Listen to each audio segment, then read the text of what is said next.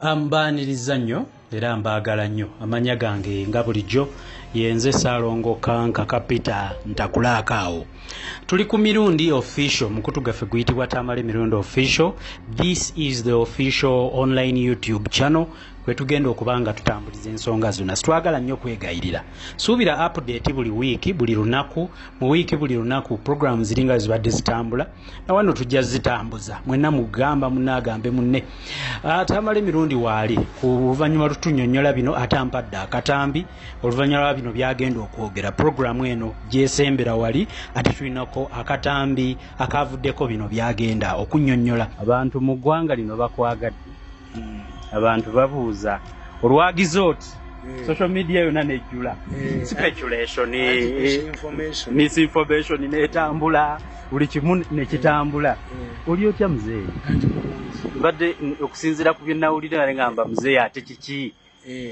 Zino ntalo zaabwe naye bongera kunama. Tubakunamya. The moment you expose the enemy, tukita self destruction mission. Omulabe w'omuteekanga mu motion ne yeesaanyaawo.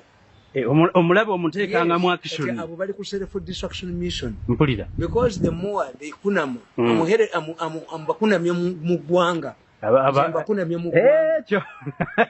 Bwekuba okuba kubidde ddala naye kaakati emitima giri waggulu eri abantu kyekyabaddewo ekituufu nga bw'onaawulira mu katambi omwo kakati abaana bano tebalina magezi mu mutwe bajja kusuula gavumenti ya Museveni nga tebategedde ate ffe kyoba olaba nti nnwana nabibaladda byonna options tukole tutya tuddire tugende mu opposition yaabwe yaba mafia era tebanyegako. Mpulira tukole tutya tukkirize batuwe sente tekisoboka ekyo tekiriiyo. Nze saagala sente za bwereere era basonda billioni 10 from different people ekikutegeeza obukopi bwabwe sente zaabwe billioni 10 nenzibagaana. Seewuunyiza kaliisa kugamba mbosimanyi batusabye billioni 10 nga ye takiwulirangako billioni 10 ngenza nekiwulira dda basonda billioni 10 bazikuwe obaveeko. Mpulira ngenda okutegeera nga balinamu gurupu 2 ereeta sente ewange negenda ozibbira mu kkubo nenkola option tubalinde bajjabo okuzibba tubakube tubatte nene ngamba ewange tebajja kubairawo mirambo sente zaabwe nenzigaana bo baali tebakimanyi nti mu gurupu yabwe mwali mu faction engamba okubazinda nga bamaze ozireetera mbu bo bazikime baali bafu. Nga bamaze ozireeta ewuwo ate wabeerewo gurupu endala abo baali bafu tebaali tuuse na wange yabatuma singa kati yagula dda kofini. Kakati ono omwana ekimutawaanya kati kyekimubimbiza naluli yali alina sikandozi ze kakati nga mbategedde nti babbi mpandisa obutabu bwange akatabo akasinga obbatiisa kaali katabo ka byandaala nembalaga obubbi bwabwe bwonna nga oyo omwana ne munne be babba oluguudo lwekatosi.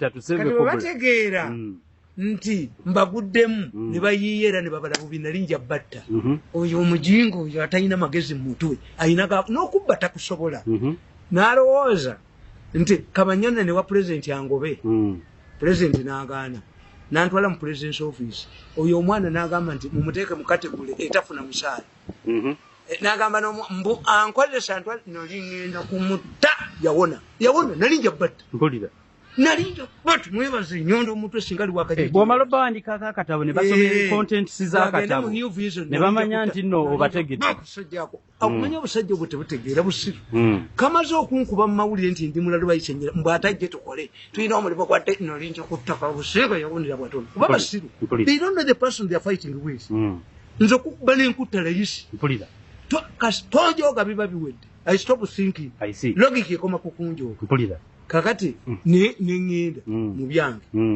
bonga balowooza nti aikandikonseri tekiribeerawo nze bwe tumala okukyawagana biba biwedde mukabuli mu ggulu ne bwe ndigenda mu ggulu ne mbasangayo nga nfuluma. Kakani njagala kumanya kati kino ekiriwo oyo omwana sinze namulagira yagenda ng'ateekayo gundi woteriyo oba yekiwuunya ng'ateekayo leediyo ye yekiwuunya ti gundi ye nti abakovidi bagenda kusulamu tebaasulamu nga bakwata 5 billioni nga bazimusasula nga nkyogera nti bannange omuntu bamusasula 5 billion ku bulwadde obulwadde buno nga n'abali mu isolation centers tebalina mmere tebalina kebalya naye ono bamusasudde yataddeyo wooteri ye obusiru bwabwe balowooza nti buli kintu kyonna pulezidenti abali bubi nze soosi kakati oyo omwana nayegezaako okuteeka ssente nagezaako okukola ki kati mu katambi ako obawulira nga bagamba nti pulezidenti yekitegedde n'ayita n'abantu kati oyo omusiru alowooza agamba Kaliisa nti bwe gamba nti tukuwaabidde tebawaabira nze bawaabira Kaliisa bwe yagwiridde akabonero what is the purpose of the exclaimer why is the purpose of exclaimer no disclaimer gye bateekako nga programu ewedde ebyo birowoozo bya mirundi oba sibya teka bwesa bwe Kaliisa bwe nemutunuulira nemuga kino ekintu gwekyekoledde miliyoni 2 nga bagamba nti bwe wabaawo omuntu atuukirira mirundi n'amukkirizisa nti kirebbi yayogera bikyamu pulezidenti ave kutumwebaze kakati ono Kaliisa yagudde mu lukwe era nze olwatuuse namugambye TV yo si yeyokka eri mu nsi siina kyenja kukyusaako toyogera amannya ago bw'oba oyogera ku puroguramu tugikyuse tugira mu playing amannya tukugera nemugaye tekiriiyo ngenze twawukanye okoledde ebintu bingi nawe twawukanye sidawuni playing ate siriddayo nti mu programu oba oyogera ku bantu abo bo toddamu kuboogerako namugambye galeeta njagala onzigireyo amannya gaabwe genjogerako galeete galiwa nitwawukana simple matter ate sidda mabega nze nakulanga embizi tekola reverse nze sikolangako reverse mbulamu bwa abasimba bali banereegamu wayiseewa nabadde kaniliivu kasimbagani aba CBS era ffe twamuguluminga wa mwanzija kusimba natambula butambuzi n'engendo nabano bwe mbakoze okuddamu okulaba bode yange ku sikuriini ya Kaliisa ndiba nfudde nga balanga ku mufu nga bakuba birango bya mulambo sidda mabega ekikunyiza bwotyo muzeeyi programu Katonda nyambi obadde otambula n'ebintu ababadde bajjana kumpa obutwa Katonda nyambi mbategedde nti ajjayo ekiwandiiko nti bamuwaabidde mu kkooti ate gwe bawaabidde tebawaabidde nze kati ntya ennyo era fotulekedde ebbanja lya 10 biliyoni mumwazeekoledde zammwe why didn't you sue me nabagambye nti mu musango guno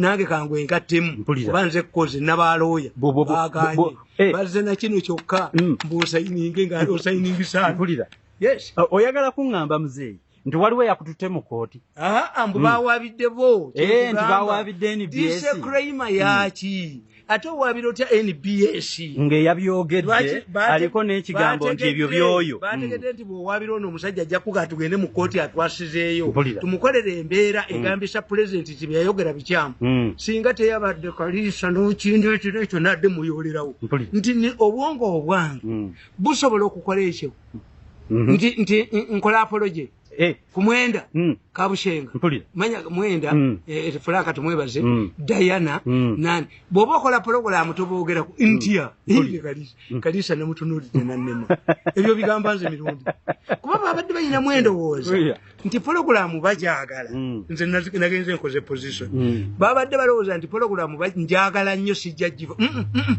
programu nze nzikola nze nzitekawo nze nzijjawo eyo yafudde kambalageko n'abalala bannanyini TV ne radio nti mirundi bw'omwerega mutadda ate era abantu bamugoberera bw'aba abadde wali era tugoberera oluwombo lwe lutunda enkoko weruba luwombo baluteekemu ewuwo tukeddewo nga 10 kulaba kikyabaddewo mpulira bwa Kaliisa omutwe gwavuddeyo okuddamu okundaba ku TV ya Kaliisa bajja kuba balanga mulambo waliwo ebiwandiiko bye twalabye mbu abo bonna beekuŋŋaanyiza ne bagende wa Museveni n'abakkiriza bakutwale mu kooti bakuloope bagenze wa Museveni ate bagenze mu ye abanoonyi badduse bagendeyo bulijjo yabagamba mirundi mujje mugambeko aŋŋambeko ngaani kubanga omulimu mwagutwala kati Museveni aŋŋambeko ngaani that's the mistake kakati neeyo nvuddeyo abasajja bano tebabala kati mirundi ani amufuga mu ggwanga muno mpulira kati Museveni angambeko ngani era twawuliddeko mbu yabagambye mba mwina kyemuvunana mugende mu kkooti anti ye mugezi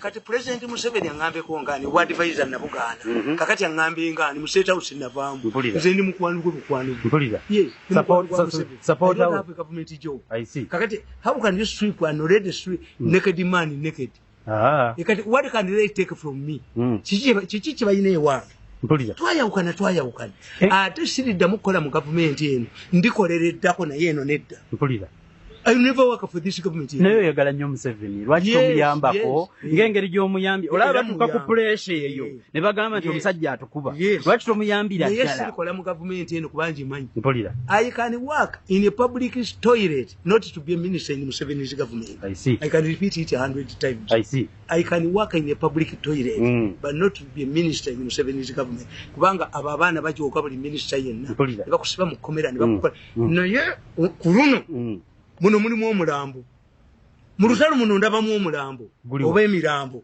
luno olutalo ndabamu emirambo mulimu n'egy'abaana mulimu egy'abakulu n'egy'abaana mu luno olutalo erunaggwera mulimu emirambo I'm seeing corpses scattered gitya every time I sleep I see corpses luno olutalo lulimu emirambo ejjoga abaana abo lijja kubaggwamu okujoganga ng'okambu wadde bulala ate okambu wadde bwe sikulabangako ng'oka mutabali wa Kajiji Mukoyi omwatte munne mu nnaku 7 tukole endagaano n'akalenzi ako omwatte munne mu nnaku 7 ate munne mu nnaku 7 tawaaba n'omulamba okambu wadde nnyo bulala bakutuusizaawo Nkoyi obulenzi buno Mukoyi tukole endagaano ku Council Square ate munne mu nnaku 7 n'omulamba akusigaza lugwe mpulira okuddamu okunereegamu omwana oyo njamula kasha abalaba babuli nyina ne kitaawe yayina nyina ne kitaawe omwana akakkaneko omulenzi yakakkaneko simutuma kubba sinze mutuma ekibanyiiziza ze ssente za woteeri na biki wayogeddeko ne mukatambi kano owulira nti mirundi yazitegeddeko nti nakugamba ozibbe pumbaavu kumaanini akalenzi kano tomanyira abantu kasajja gwe tegera kumanyira abantu kalenzi mpulira esente azitutte kati saawe no bagamba bajja kunyiga abantu se ku kisenge mpulira mbula katono to explode mbadde njagala ejjogolye wa Kajiji njogoli mu malamu mpulira omwana oyo njamu malamu ejjogolye wa Kajiji mbadde njagala ejjogali teeka kubana babana bu not me Museveni jobu ali ayogera yagamba ayetooloddwa baparazayiti ate gwabakubye okutuuka kulaba president akaaba bamwetoolodde abantu bankubira esimu nti tumukolere ki buli omu kyayagala buli omu kyayagala kimukole buli muntu abadde abu kyayagala kibakole yes naye nti bagenda bantuusa ku kisenge abaana bagenze bantuusa ku kisenge bwenna baganda b'emirambo n'egy'abaana n'egy'abakazi abaana bagenze bansindiikiriza oyo omwana alina kitaawe n'ennyina amubuulire nti oyo omusajja gw'ojooga si muntu omwana oyo kitaawe n'ennyina amubuulire nti bw'aba abba ssente zitampaako muzeeyi era waliwo ensonga ezendereza badde zizungazunga ova nga ndabako ekipapula kyabadde ku notice abantu bakumiisinze ku top radio top radio bagoba omayi badde balina enkola nga baleeta moderator anantabwanya era Kaliisa yagambye mbwe byolina okuteesako nga bivuddewo n'entundu ya Kaliisa bwe nga pologulaamu yo ya Katonda yani nti erintwala mu jjana ani gw'owubiragiro mpulira ebiragiro tuli mu partnership oyina TV nina abantu ate abantu bavudde ku ki mind of looking at trees I see people are following your analysis yes kakati ebyo bya top radio ne top TV nera ne program inteje na dentandise eyo ne bafuna obutakanya ne busuulwa baleese omuntu omulala bamuje wa pasta bugembe ku Soroti ne bamuleeta bujingo ebamujje omuvuka nakola reorganization era nalo ligundiro yafa damulira era bali baleese omusajja nga bamujje mu sita era target nga beshi ya target nga program yange kati bano bagamba no gwe owner birundi ajja kusigalako naye fe tumubuze ebuzenganga tuleeta moderator tekiriyo kasalo oleta era Kaliisa namugaye nti moderator musitula abantu bajja kulaba nze bwongo bwange anything ekitali bwongo obwo nga twawukanira twayawukanye kana bana aba top radio nabo navaayo nembabuulira sort out your problems with this man why He's a journalist. Kiba kibi nnyo muno bw'obadde okola. Abantu baga nti banaye omusajja mukazi we lwafudde ali mu ndongo ali mu gavana na mukazi bonala ogamba yase mukazi we. A human being you express solidarity ne munno. We have been working with Busura Ferongo time. Program we fetu damulia yagiteekawo. Busura nagitaking over. Kati bamufuna disagreement ne busolwa. Okujja konga mumpise ne munganti the man has relocated wana avuddewo. Okujja konga munganti omusajja yabbisete ezebirango. Naye none of them came to me to explain to me. Nti program yo bonna bwe mbadde mugikola ne mmanya abo ba mafia era saddayo. Yes. Buli institution yonna media institution enandeetako olugezigezi ekyakalisa kibayigirize kalisa abadde alowooza nti program ye y'amaanyi nnyo njikubikuttako ate siriddayo aliragako mulambo okuddamu okulaba ku mirundi ku screen ya NTV NBS nga mirundi bamubi muzeeyi yagala kuŋŋamba nti kugamba abamafia badde balabanga programu eyo etwala nnyo ekintu nga olina kukolera ku mateeka agaabwe kuba tayinza gireka. No, mirundi was there before the program. I see. NBS was there before me. It's a partnership. How much money does NBS pay me? How many adverts do come in my programs? Let me see whether they remain there. I see.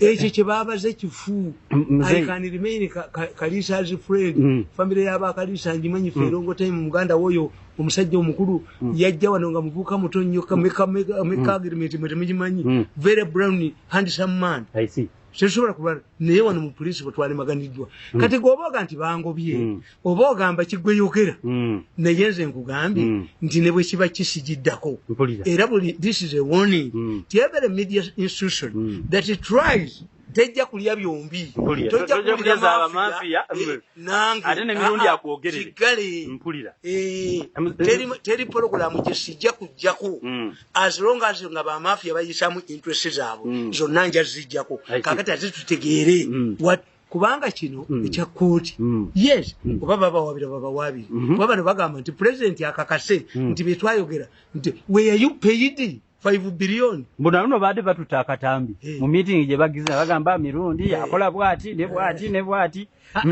Kati omukazi go wagoba omuwabira ko oyizogera omukazi go wagoba n'ogenda owaba nti omukazi anfumira ku mwengo bakole ki you lost control over me. Balowooza ati oli yakutuma you lost control over me. You lost control over me. I see. Temuyina gye muwaaba ki temuyina gye muwaaba obusirwa mu bugwagwa bwammwe mwangoba mwatwalwanagana n'envaayo kati you don't control me kill me and see. Nedda munzite mulabe ekyo nyini kyembadde ŋŋendako abantu bati bagamba abasajja abagundi bwe kasiri eggwanga bwe naboogera amazima eggwanga liri ku bunkenke kintu kyabwe kivunda bakunamye bajja batta tujja kubalabye kati waliwo helikopita gye zisimba zisibula mu lujja okutema abantu babakyawo tuyinza kubba sente za covid newesasula 5 billion akatambi kagambu yazikozesa wazikozesa wambwa gwe mbwagwe wazikozesa wa sente mbwagwe wazikozesa teka kutumanyira muleke kutumanyira mutujjako obusirusiru nze nakugamba ozibbe kakuba akatambi kano okasasanye waidiri akatambi genda kasasanya waidiri ndabe ekiddako twambalagane n'omwana omwana ono katwambalagane musenyu nankokoto obujozi bwabwe bujja bagwa kantwale n'omukisa guno bajja kuggwamu obujozi obwo bukyabajooga bafuna atajoogera nze bano abasajja bakulu abali mu gurupu ya abasajja bakulu ababasente abakola nabo babagamba era nze mpulidde meeting yaabwe ey'okumakya nga baga nti eyo Franka yakoze ensobi Franka alina gurupu yaabwe balina abawala abalagira omanyi gavumenti ya Museveni yeetemamu eringa yoboti syndicate science enfungulo ani and those are common. I see. Especially when people believe in the government egenda kuwa kakati bagenda kutakula abawaka ba parliament basimbewo omuntu kakati oyo Bobi Wine yafa kasa Bobi Wine atambula ne Besigye nga mumbadde muganti Besigye moro ya Museveni kati ate guli moro eri wasi eyegase ne mole enfere kubanga yoli ye yakiriza dda kakati ate guli mole enfere mpulira bwoba weegatta n'ono oyagala kuŋŋamba nti coalition yaabwe tetambule okwegatta United Forces of Change obadde bulijjo ogamba nti ekiremeseza abantu bano okuganga bakube Museveni kwe kubeera nti tebasobola kwegatta tekuliyo mpulira nkugamba nakugamba no mu katabo kange Katonda yafuwa obwongo okumanya nti nze Katonda yampa omutwe okwegatta kwabwe kwenna nakuwandiikako dda nenkugamba nti abo abaana tebasobola mutwe gwa Tamale mirundi musajja mugezi nnyo nabagamba nti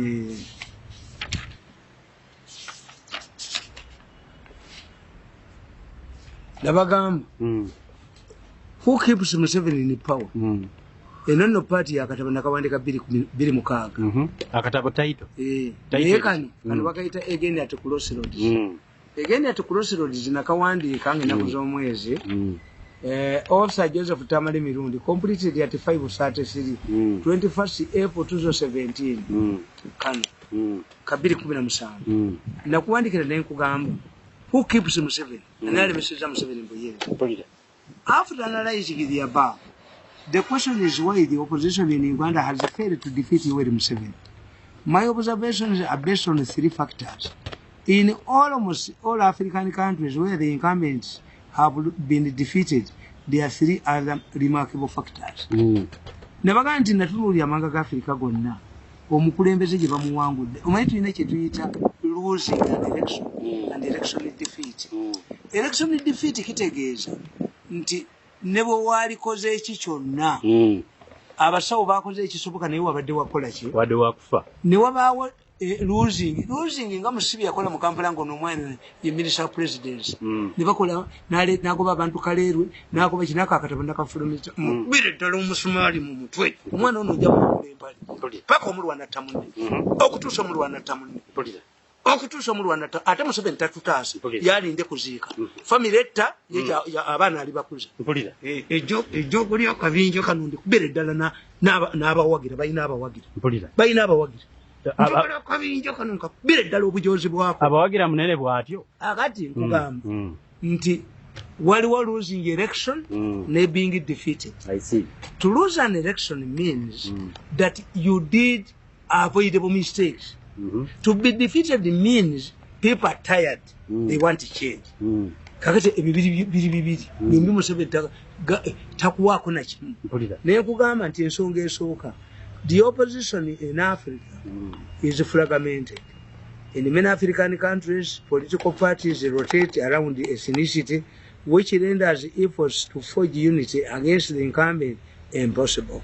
In addition, the opposition lacks money to survive and only resorts to being models of the regime. This means that the incumbent in such a cases controls both his party and the opposition. This is how President Moi maintained the power for 24 years in Kenya. However, when Moi picked Uhuru Kenyatta as a political novice, the opposition picked Mwai Kibaki as their candidate because the Kikuyu could not vote the Nani Kikuyu. Opposition mu Africa eri cynical. Buli kabiina mawanga tetulina nsonga tetuba na nsonga nga bw'olaba nti ba conservative bo basita kange nga bw'olaba nti aba communist buli omu alina okwambala buli omu alina okulya abasusuisi nabo bwe bate bwe bali naye ng'abantu bye babeekoledde yo gavumenti kati ate aba communist bo gavumenti yesalawo kye bambala kye banaalya kye banaakola kakati nkugamba nti mu Africa tetulinamu nsonga opposition is ebeerako budget ya debatingiddwa abantu bameka they don't know it. I see. Why? tetulina capable people who can debate the budget and its influence and the impact on society. Nze yogezaako kuŋŋamba nti nno okwegatta ku opposition tekuli mu nsa. Kati ensonga eriemu. Ekyokubiri ne mbaga nti ab'opposition tebalina ssente. Osanga Mao omukulembeze wa DP ng'ali wa Museveni atudde amulinda akomewo wagisangawa. Faaza n'alidde omusamuse akimya eddagala. Yes. How? But because Museveni yajja n'abala nti ebibiina by'obufuzi abyetaaga naye ate tebiina maanyi ye n'abiwa ne ssente bibeerewo. How many African countries do give opposition money to survive? Nkiraba wano mu Uganda. Yes. Kakati eyo opposition tesobola kuwangula kubanga temulina nsonga zibaawula. Era mpulya mbuka n'akalulu ke tugenda okugendamu togenda kuvuma muntu gwe laga reason zizo why you want to be president. Laga reason zizo why you want to be an MP. Temugenda kubeera kuvuma kubanga kati okuvuma kyangu why we can maintain the law. Nenkugamba another important factor is where the opposition has mobilized the masses against a rigid election or where the incumbents refuse to concede defeat, like in the case of Yahya Jammeh. Singa president mumuwangula n'agaana okuwaayo obuyinza abantu beegugunga kuba amagye nago tegajja kuba nga bwe kyali e Gambia kati Museveni ate wanti kiriiwo. Musobola okwegatta singa luli Museveni mwamuse oba muliraani ne mugala liraani nti ye kakati omusajja naye tafunye 51%. Bwe tugatta obululu bwaffe bwe twadde twonoonye tusimbewo omuntu omu tumuwangula. Naye bannayuganda babiriivinga nti Besigye engeri gy'aludde ennyo ne New Blood Bobi Wine ne bonna Besigye yakona. Yes, wali eseeyo ekipya 5 times nga abantu bagaana bakugaanira kyoba olina ekisiraani. Yes. Bobi Wine ye mufunnya ate okuva lwe yagenze mu ebyo. Okuva lwe yagenze wa Besigye mbadde mmanyi geemaanyi ago. Ate obanga mwali mufaananya ebirowoozo ne Besigye wajjira ki? Waligenze mu FDC. Yes. Nenkugamba nti the third case is where the army has intervened to remove the incumbent from power. An example is of Burkina Faso. This in this case, during when the army played a big role and ushered in a new administration, the same was applied in Central African Republic. Amagye gajja ne gajjawo omukulembeze mu Uganda tikisoboka. Mu Uganda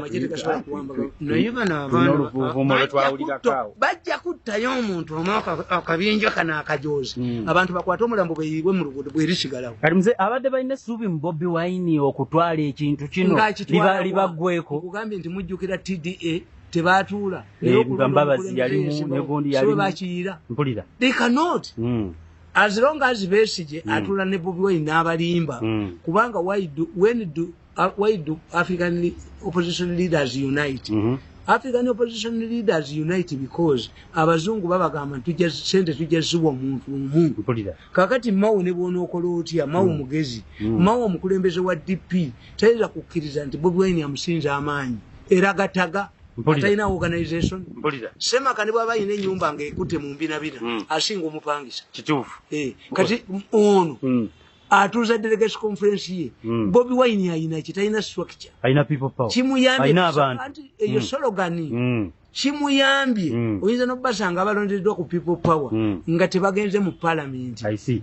Abali ku lukiiko lwe. Are you what? I see. Yes. Naye azaabakuba agenda ebugiri n'abakuba n'akajjayo n'agenda eggulu n'akajjayo wano kuba president asobola akajjayo. Aba people power baliwa oyo baleka leader of opposition kuba ekifo kiri kimu leader of opposition kati ye Bobi Wine atulabyeko nnyo ate alagawa anti nkubuulire kasagende wa Besigye tebajja kumuwa mpulira siko bajja okukulembera okubeera ewa Besigye kigundi kikolimo songa Bobi Wine singa abadde musajja yali tudde ne yali enkoko y'omuntu omu mpulira ffe tukugamba nti omwana omuto ne bwazimba akasesere nsi emukubira mu ngalo why kubanga gwe tobeerangako mu nnyumba ya bbeeyi n'ogitunda tofunangako mulimu gw'amaanyi abantu tebajjako kakati ffe tetuli bagagga ng'abaakeedi biki why abantu tebayinza kusuubira gwe mirundi kubeera mugagga kuba tobbye I see. Naye bano bye bagenda bibajjakoyo omulenzi adduke ne banne tebayinza kubeera wano. That boy will die in Kihome.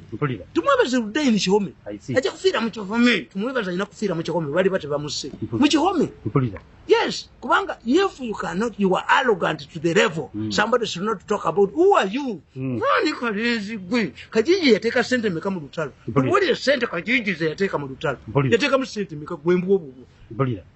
Kulimbwa ngembwa endala zonna nga naffe bwe tuli embwa. Toyina family, toyina Jehova, toyina wano. Tetabajja kwogerako. As who?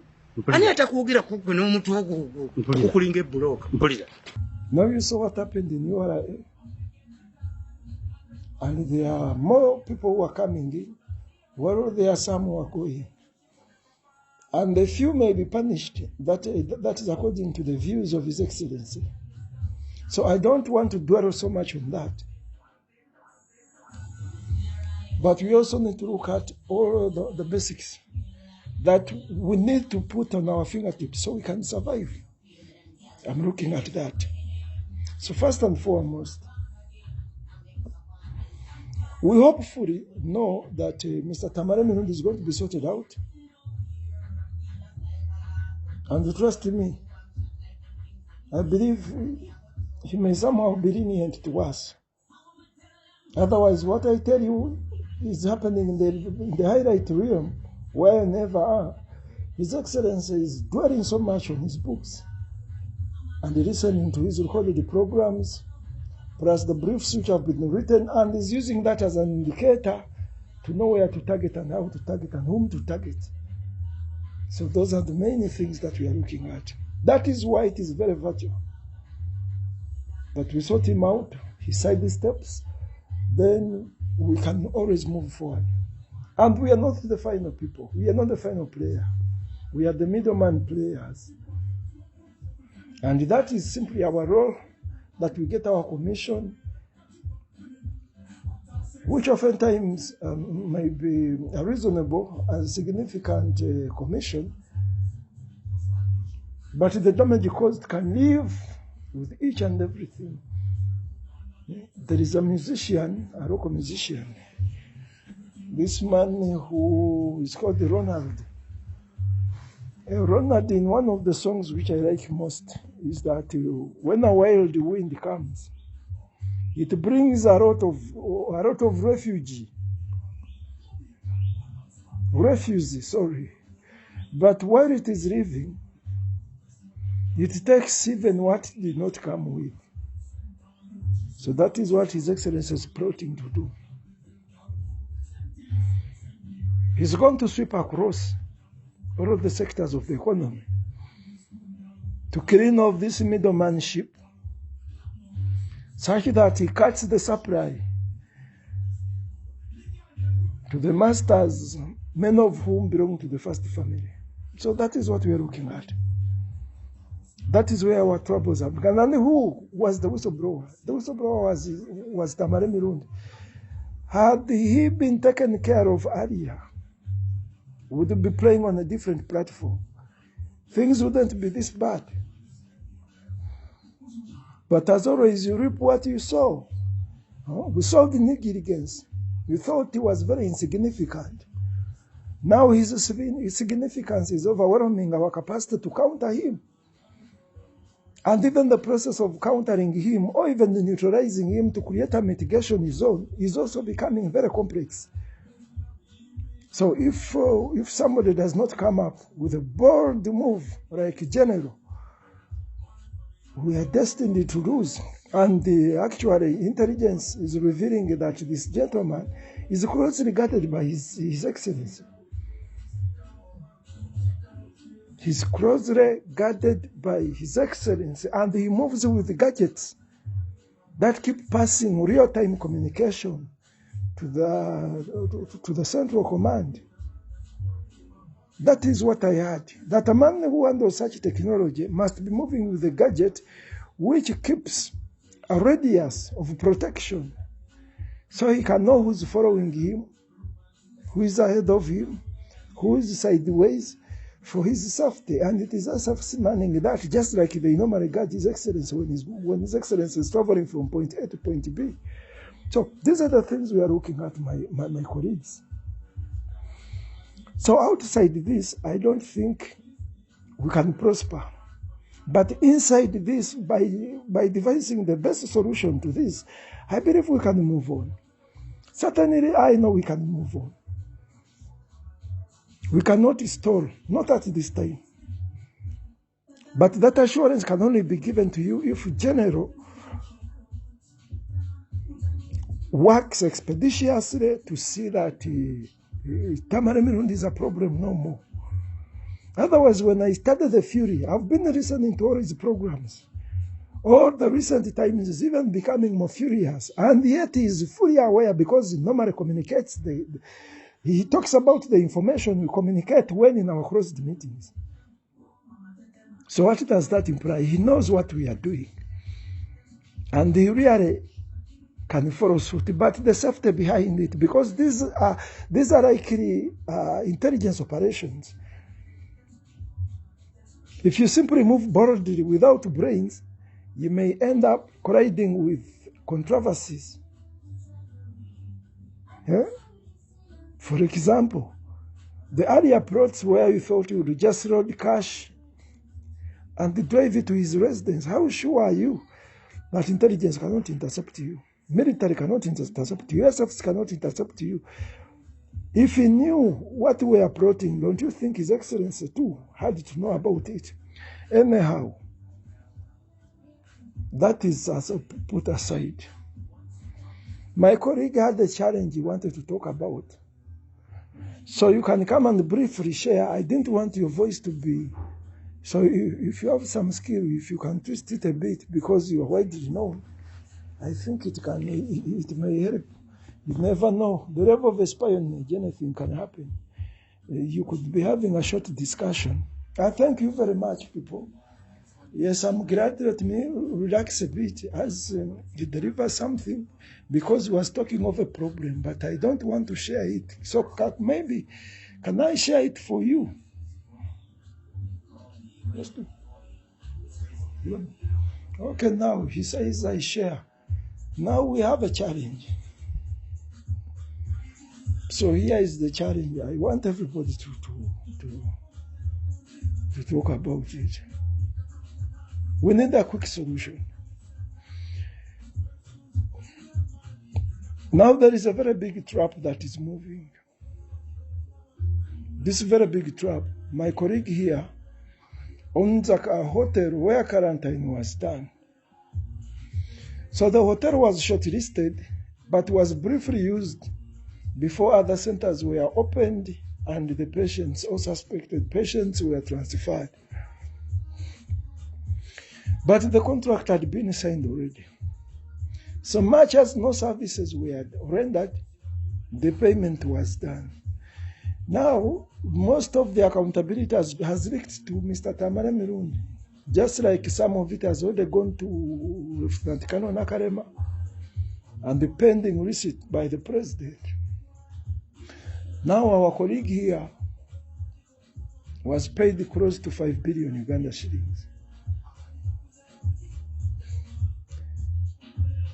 And out of the accountability of so many such things that happened, the central concentration of Mr. Tamale has been this colleague, where he has talked about it all and talked so much about it. Now, His Excellency called him to make a clarification. And also, Mr. Emmanuel Katongole was also consulted by His Excellency.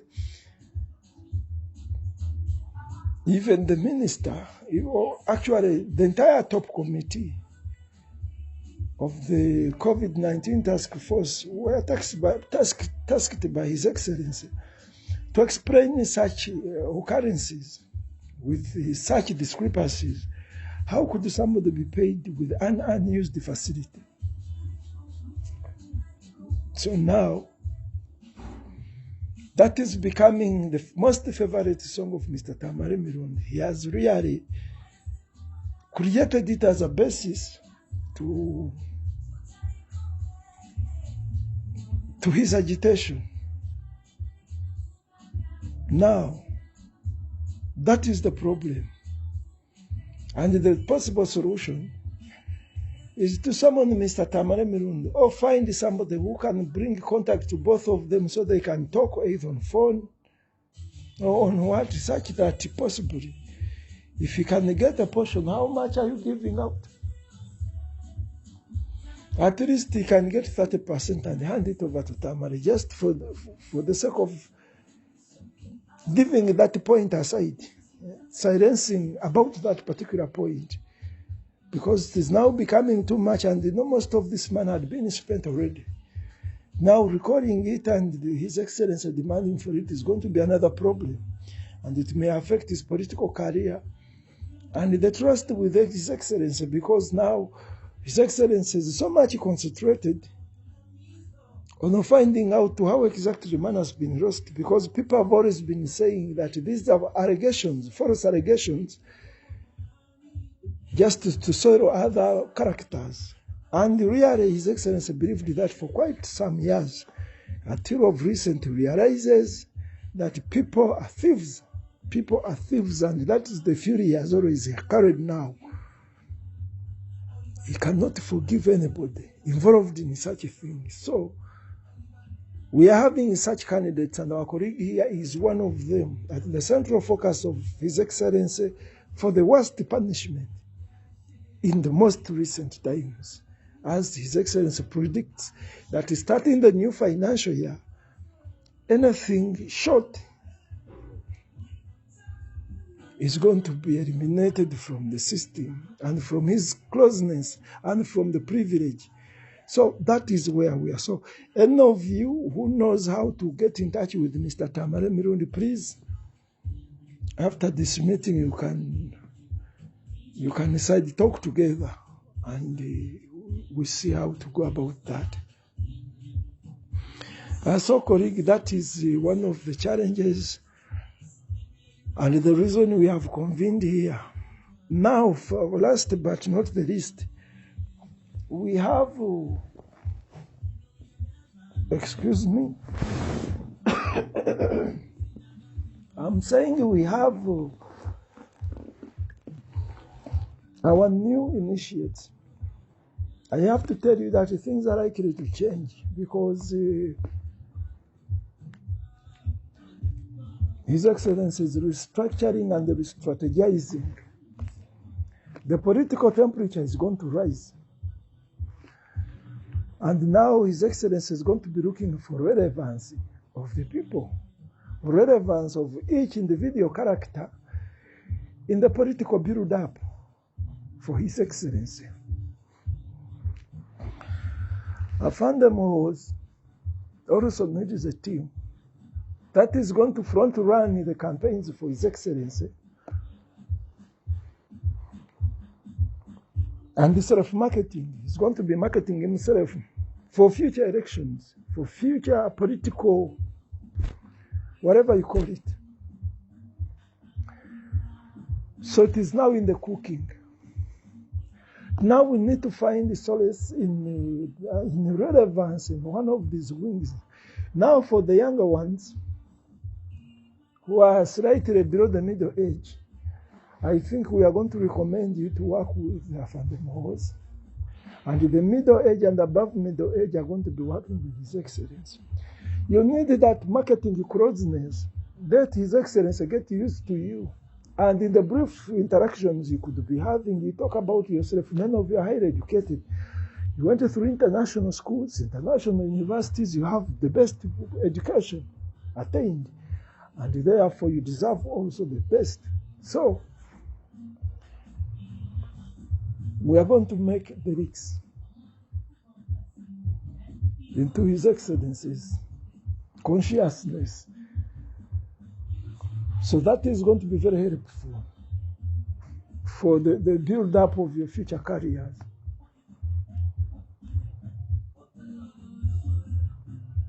So we are going to be grouping you. That is, we make it this weekend, like a Sunday. You could come to my residence in Kororo. Then we see how to group you. I'm going to send that list to His Excellency. I'm going to team you up. And I believe there are those colleagues you have. I'm not talking about your girlfriends and boyfriends, but serious colleagues who are very upright upstairs, widely focused, and very visionary. Those are the people I would like to meet at my residence. So you can make it and come over this Sunday at around 2 p.m. I'll be waiting for you people. Now,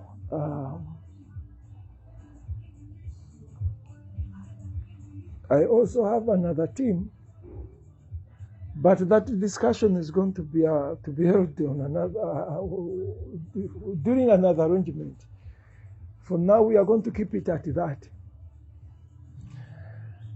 Now, I personally haven't talked to General from Nakaseke,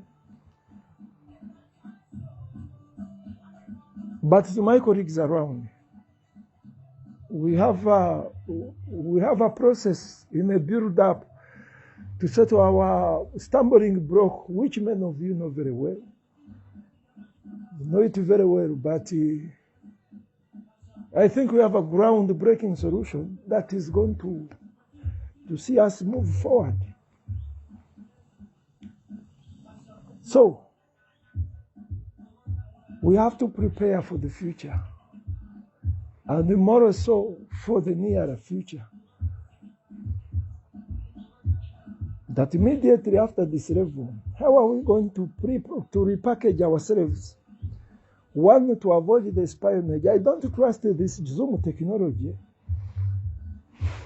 And I hope, I don't want to be an addict to that, because with the technology, anything can be compromised. But anyhow, while we might not be able to meet, we shall be using it. Back to my point. Immediately after Mr. Tamale Mirundi is set aside and is no longer very hostile to us, much as he cannot pose it, but just a reduction of 30% is enough to see us flourish, to see us at peace. Just a reduction of 30% from his current level is very okay, and yet he will remain in a close service and a loyal service to His Excellency.